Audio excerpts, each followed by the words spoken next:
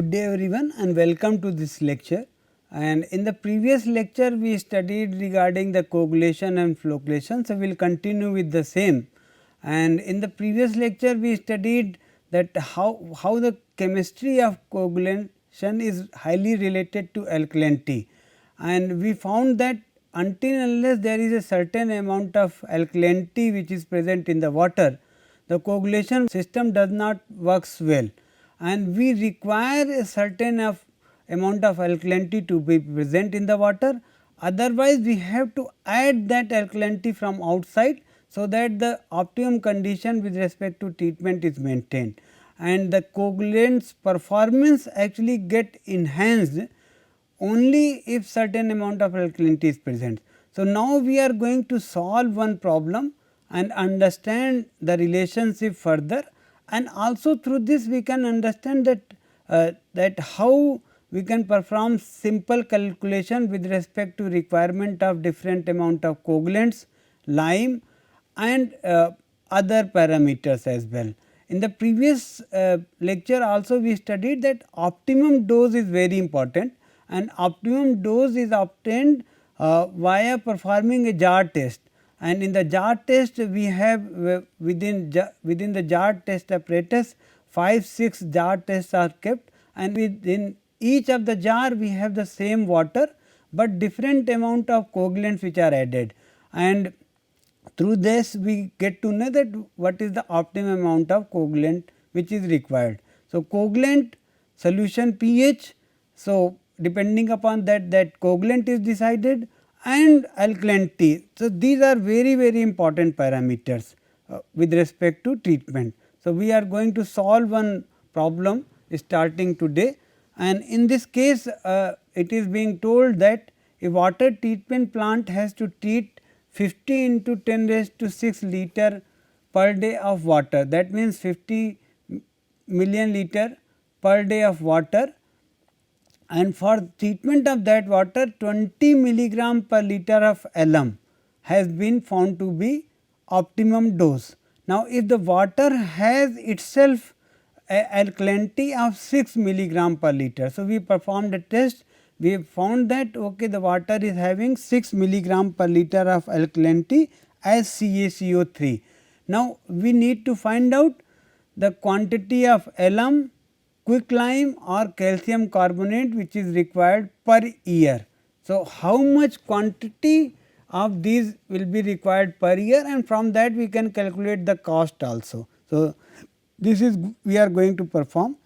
So, for alum, this is the reaction which is there with respect to like if we add alkalinity. So, alkalinity is in the form of bicarbonate ion. So, this is the reaction which is possible, and here we form calcium sulphate which will go into the sludge, aluminium hydroxide which will also go down, CO2 which will go outside, and because of that the reaction will shift towards the right and will be having more aluminium hydroxide. Now, this calcium carbonate actually that we add, it also reacts to form calcium bicarbonate, and which is actually the one which the alum reacts.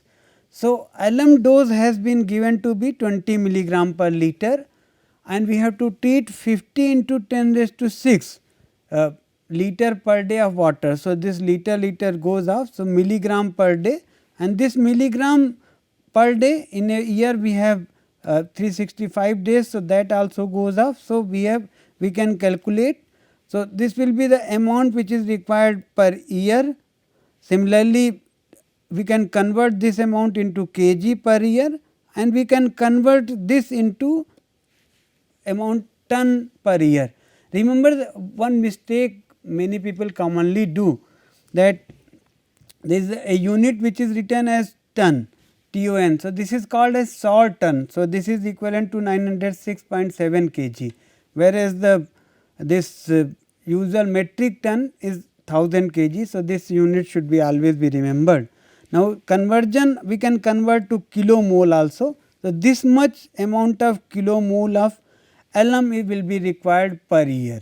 So, this is the, so you can tentatively see 365 ton per year, that means 1 ton daily of alum is required. So, cost wise also we can, if we can find out per kg or per ton. So, this will be the cost incurred per day on alum only. Now, during this reaction we find that okay, we required certain amount of calcium carbonate, and that calcium carbonate will be from that calcium bicarbonate will be from calcium carbonate. So, this back calculation also we have to perform. So, how much amount of calcium bicarbonate is required? It is 3 times the moles which is required by the with respect to alum. So, alum mole requirement is 549.69 and the calcium carbonate will be 3 times of that. So, that is how this 3 times into 549.69. So, we get in mole, that will be in mole, okay, sorry, kilomole, because it was kilomole. Okay. So, this is in kilomole and as CuCO3. Now, for calcium carbonate the molecular weight is 100. So, that means multiplied by 100 and then further divided by 1000. So, we get 164.9 ton per year of calcium bicarbonate is required. Now, already how much amount of alkalinity is present? So, it has been given that 6 milligram per liter of alkalinity is present. So, this is 6 milligram per liter is equivalent to 6 into 10 raised to minus 6 per kg, and for water the amount is this was the amount of water treated and again day per year. So, if he goes off, so 109.5 ton of alkalinity is already present. Now, so that means we have to add 55.4 ton of calcium carbonate or this alkalinity from outside, and this is the ton which is required per year. So, from this we can calculate okay, this is the requirement. Now, for CaO also we can calculate from the kilomole, and after some calculation we will be finding that the amount of calcium oxide which is required will be 0.25 ton per day. So, these calculations have been made on the stoichiometry requirement and as well as with respect to the molecular weight which is there for each of them, for calcium oxide also. So, this is there. So, this lime if lime calculation is required, this is possible, if carbonate calculation is required, this is there. So, these are the additions per day or per year we can calculate. So, this is possible. Now, calcium carbonate also through this we can perform. So, 55.4 into 10 raised to 3 kilomole per calcium carbonate per year. So, this has been converted into mole and then mole into calcium. So, amount from calcium into calcium oxide. So, this is the requirement per day. So, this way we can perform the calculations for all these requirements which are there. Now, going further, what are the different types of coagulants and other things that we use commonly in the water treatment plant. So, there are numeric chemicals which can be used for the coagulation and flocculation. The essential desired characteristics are listed here. First thing, they should be highly effective at the solution pH for that particular water which may contain different amount of organic, inorganic pollutants etc., and it should be able to settle down maximum amount of unsettlable matter. So, that is there. Certainly, cost is very important. Since the amount of these coagulants which is required is very high, there should be a reliability of supply. The supply should be thoroughly maintained. There is sludge consideration also, because we see in the previous question that lot of these sludge is formed, and we can in fact perform calculation of these sludges also, that how much amount of sludge that we have to handle per day from coagulation unit itself. Similarly, from primary secondary treatment also sludge will be generated. So, all is clubbed together to know that how many trucks of sludge will be generated per day, how much ton of sludge will be generated per day. So, sludge consideration is very important. Compatibility with other treatment process, because after coagulation also we have secondary treatment or tertiary treatment. So, this is very important consideration, that we should not add something which should affect the secondary treatment processes. So, this is very important consideration. Then the secondary pollution which happens because of the sludge which is getting generated. So, that is also very important. Then we have lot of capital and operational cost for storage, feeding, handling these much amount of chemicals. So, these are the essential consideration. The first 2-3 are more important as compared to other, but others also have lot of role to play. Now, coagulants and coagulant aids which are commonly used, they can be classified as inorganic coagulants, which are very common, and then polyelectrolytes also. So, both polyelectrolytes, inorganic coagulants, they are all used. Now, within polyelectrolytes there are natural organic polymer and then synthetic organic polymers. So, this is possible. The best choice is always determined using the jar test and also checking whether what is the cost. So, we have to optimize on the cost, and that can be done very quickly, it is not very difficult in the laboratory.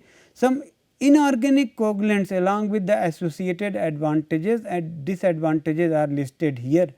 So, like alum is the most common coagulant, and so here aluminium coagulants are listed, alum and sodium aluminate. So, alum is like highly effective in the pH range of 6.5 to 7.5, it can go up to 5 also, and it is easy to handle and apply, and most commonly used coagulant. It is one of the most commonly used coagulant, and but it has disadvantage that it adds lot of dissolved solid or salts to the water by combining with the carbonate alkalinity that is there, and certainly sometimes we have to add lime also from outside. Similarly, sodium aluminate is very good for hard water, only small doses may be required for hard water.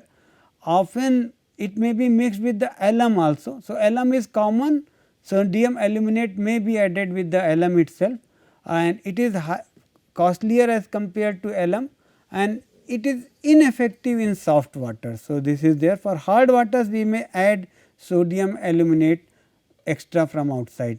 Similarly, polyaluminum chloride is another aluminium related coagulant, and which is very commonly used, and in some applications actually it is more used because it will form flocks which are highly denser, and it settles in much lesser time as compared to alum.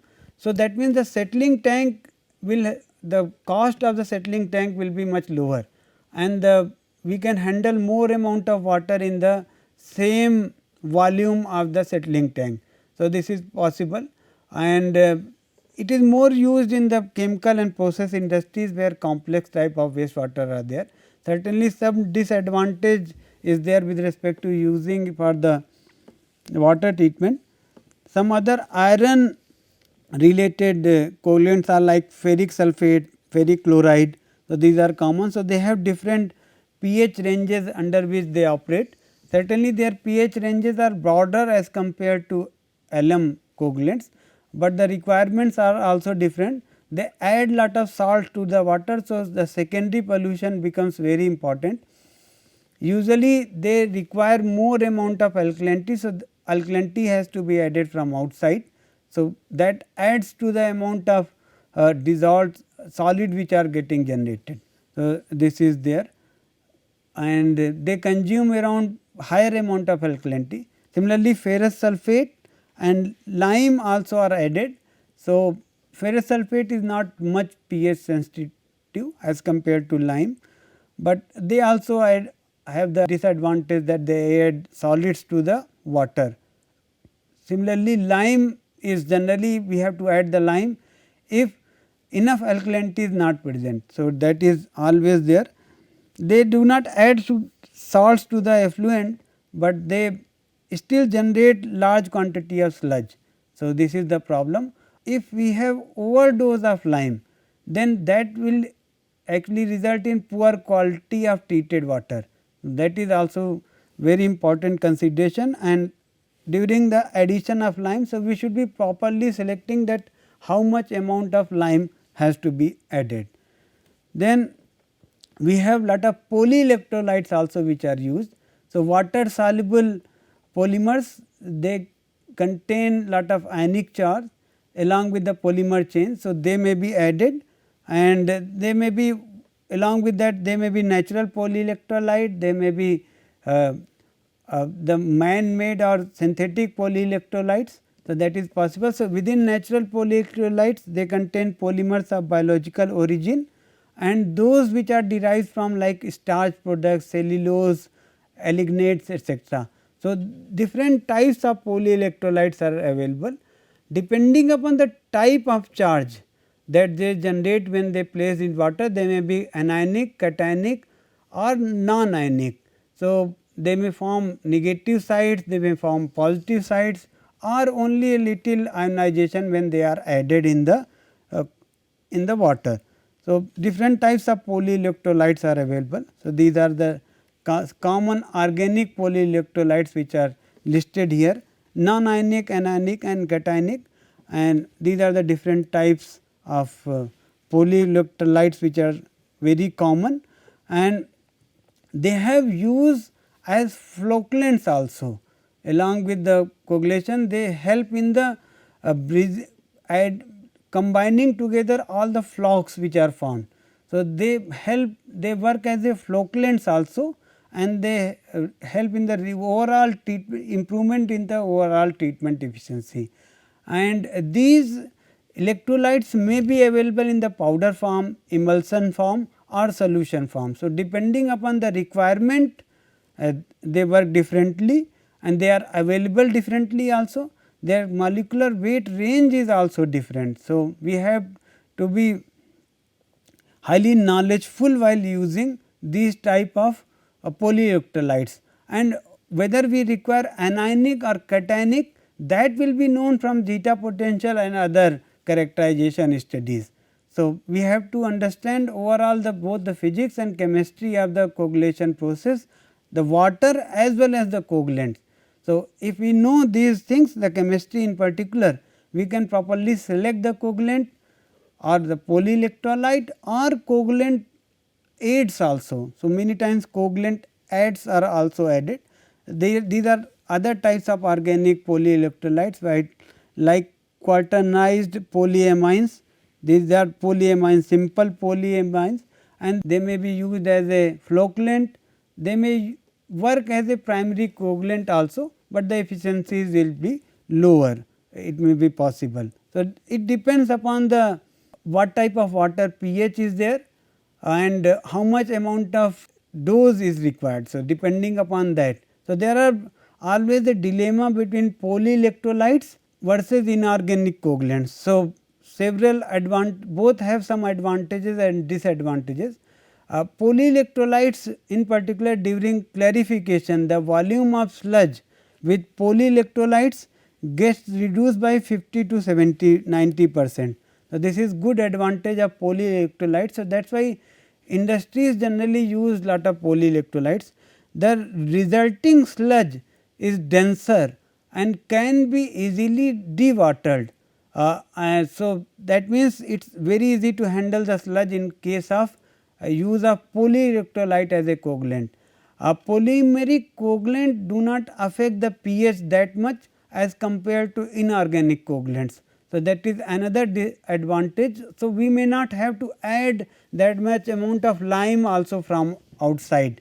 So, that means the need for alkaline chemicals such as lime, caustic or soda ash is either reduced or eliminated totally while using the polyelectrolytes, and polymeric coagulants do not add to the total dissolved solid concentration which is there. So, these are the various advantages of polyelectrolytes as compared to inorganic coagulants. Similarly, soluble iron or aluminium, they are carried over in the clarifier effluent, and if they are carried over they can result from, and generally they will result from inorganic coagulants. So, they may add to the secondary pollution. So, this is also a problem which is not that much which is there in the polyelectrolyte. So, these problems, the problems related to inorganic coagulants can be easily minimized by using polymeric coagulants. In addition to these coagulants, we use lot of coagulant aids as well. So, sometimes in water, even after adding large dose of coagulant, the satisfactory flock size will never get formed. So, under that condition we have to add certain coagulant aids from outside, actually which help in the formation of the bigger flocks, and this way they produce a denser flock, and thus the settling is very quick, they can get removed very quickly, and during this these coagulant aids actually help in polymer bridging etc. So, they enhance the overall treatment efficiency, they enhance the settling time or reduce the settling time, and thus the size of the overall treatment unit becomes smaller with the use of coagulant aids. So, we many a times we have to add coagulant aids from outside. So, this is very common, and the effective type of coagulant aids which are very common are slightly anionic polyacrylamides. So, these polyacrylamides are very common with very high molecular weights. So, they help in the bridging as well as they help in the denser flock formation. So, they are used, non-ionic and cationic types are also available which can be used depending upon the requirement. So, this way we understood that there are coagulants, there are coagulant aids, and now we will continue with the last section in this particular coagulation, and we will try to understand that with some one question. So, this numeric question is like, we have iron second sulphate or ferrous sulphate which is to be used as a coagulant, and the optimum dose has been given to be 30 milligram per liter for treatment of a water. Now, what is the minimum required natural alkalinity? So, this is the first question, always it will come when we are using any type of this coagulant, that what is the minimum required natural alkalinity, if that alkalinity is present or not, otherwise we have to add. And similarly, there is a question that always we require some amount of dissolved oxygen, if that is not available then also there will be some formation. So, we can, which is required to convert the ferrous hydroxide into ferric form. So, ferrous hydroxide into ferric hydroxide, how much amount of dissolved oxygen will be required. So, let us try to solve this question. So, we have ferrous sulphate, and again we try to see the reaction of ferrous sulphate with calcium bicarbonate. So, we have this iron bicarbonate which gets formed during this reaction, and we have calcium sulphate which gets formed, which gets removed. Now, the equivalent weight of ferrous sulphate as well as calcium bicarbonate has been found here. So, you can see here the calculations have been performed, and this is like 138.93 gram per equivalent, and similarly 81.01 gram per equivalent for these ferrous sulphate as well as calcium bicarbonate. As per this equation, we require same equivalent of both. So, equivalent weight of calcium hydroxide, calcium bicarbonate and ferrous sulphate requirement is same. Now, since we require 30 milligram per liter of this, so we can calculate for 31 divided by 138.93. So, we can solve. So, this is 0.22 of in terms of equivalent weight which will be required for ferrous sulphate. So, the same will be requirement for the calcium bicarbonate also. So, 0.22 is the requirement milligram equivalent per liter which is required for the calcium bicarbonate. Now, going further, calcium bicarbonate actually gets formed via this reaction from calcium carbonate, and the equivalent weight of calcium carbonate is 50, this already we know. And so, equivalent weight of calcium bicarbonate also we can easily find out by dividing by 2. So, alkalinity requirement will be, here it is 50. So, it is 0.22 into 50. So, it is 11 milligram per liter as CO3 which is required. Now, this is for the first section. Now, for the second section it is given that if lime solution contains only 60% of the calcium oxide. So, how much of this lime solution is required to convert the initial reactant product to FeOH2, so ferrous hydroxide. So, this is being asked. So, for this condition we again write the equation. So, we have ferrous hydroxide to ferric we have to go back. We have this ferrous bicarbonate reacting with this calcium hydroxide to form ferrous hydroxide, and certainly calcium carbonate goes off, and from this equation we see that equivalence of iron hydroxide or ferrous hydroxide for its equivalent weight of can be calculated to be 0.22, already we have calculated earlier, and the reaction for formation of calcium hydroxide is given here. So, this is from this. So, from here we can calculate in terms of equivalent weight it is same. So, equivalent weight of calcium oxide which is required is 40 plus 16. So, that is 56 milligram per milligram equivalent, and since the amount contains only 60% lime.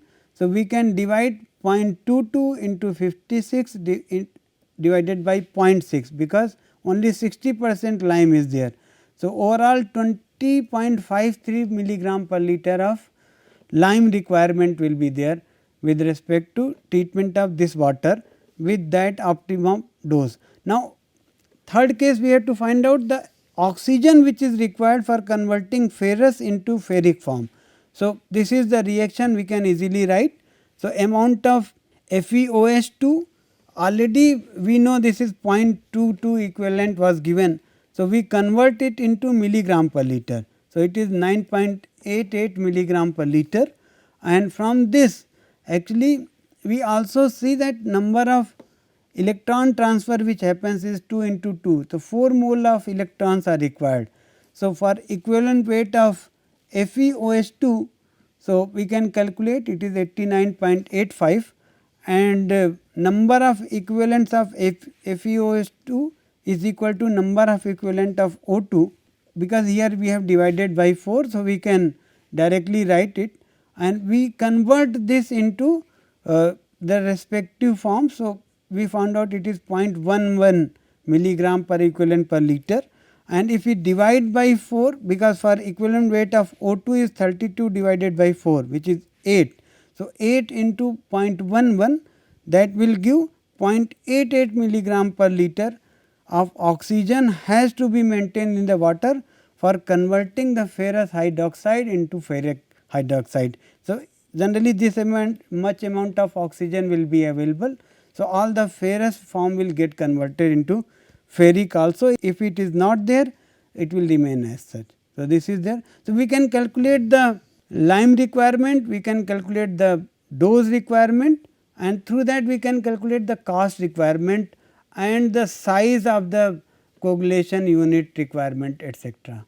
So, we have performed some calculations. Some of the books you can refer for further enhancing your knowledge. So, we end this particular section. We will continue with the settling, because once the coagulation has been done and we have bigger flock size. So, how much is the volume of the overall settling unit, and how the design calculations and other essential requirements with respect to settling are there, that we will continue in the next lecture.